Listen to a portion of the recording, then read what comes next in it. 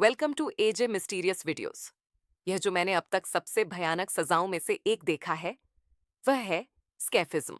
स्कैफिज्म इसे लगभग 2500 साल पहले फारसी लोग इस्तेमाल करते थे। यदि आप राजा को धोखा देते हैं या शाही परिवार के किसी सदस्य को मारते हैं या धार्मिक नियमों का उल्लंघन करते हैं तो आपको यह सजा दी जाएगी। मूल रूप से पीड़ित के कपड़े उतार दिए जाते हैं और उसे एक नाव में डाल दिया जाता है। उस नाव के ऊपर एक और नाव रखकर उसे ढक दिया जाता है। पीड़ित का केवल हाथ, पैर और सिर बाहर रहता है। फिर अगली प्रक्रिया शुरू होती है। उसके मुंह में ढेर सारा दूध और शहद डाला जाता है। ढेर सारा यानी इतना कि वह बर्दाश्त न कर पाए। इसीलिए पीड़ित को एक समय के बाद उल्टी और दस्त होने लगते हैं। उस समय उसके ऊपर और शहद छिड़का जाता है और नाव सहित उसे तालाब में धकेल दिया जाता है। पीड़ित धूप में हिलने डुलने में असमर्थ दस्त से पीड़ित पड़ा रहता है।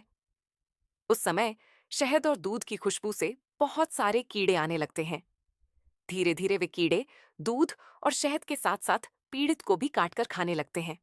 उनका शरीर धीरे धीरे सड़ जाता है, संक्रमित हो जाता है और कीड़ों के काटने से ही उनकी मौत हो जाती है। इस तरह की सजा में एक इंसान को मरने में 2 दिन से लेकर 2 हफ्ते तक लग सकते हैं। अगर 2 हफ्ते लग गए तो उनकी मानसिक स्थिति कैसी रही होगी। ये स्थिति किसी दुश्मन को भी नहीं आनी चाहिए दोस्तों।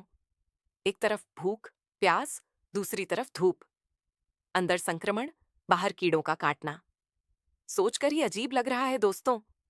इस सजा का लक्ष्य सिर्फ उसे तकलीफ देना नहीं था, बल्कि यह संदेश देना था कि अगली बार कोई ऐसा ना करे। इसमें एक मशहूर कहानी है कि मिथ्रिडेट्स नाम के एक व्यक्ति ने गलती से अलेक्जेंडर द्वितीय के भाई को मार दिया था। इसलिए उसे यह सजा दी गई थी।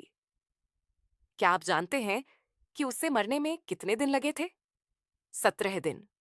17 दिनों तक एक तरफ दस्त, दूसरी तरफ पानी की कमी, एक तरफ कीड़ों के काटने से सड़ गलकर वह मर गया था। हम इंसान बहुत रचनात्मक हैं दोस्तों, दूसरों को मारने में। Thanks for watching AJ mysterious videos. Please subscribe, comment, like and share with your friends.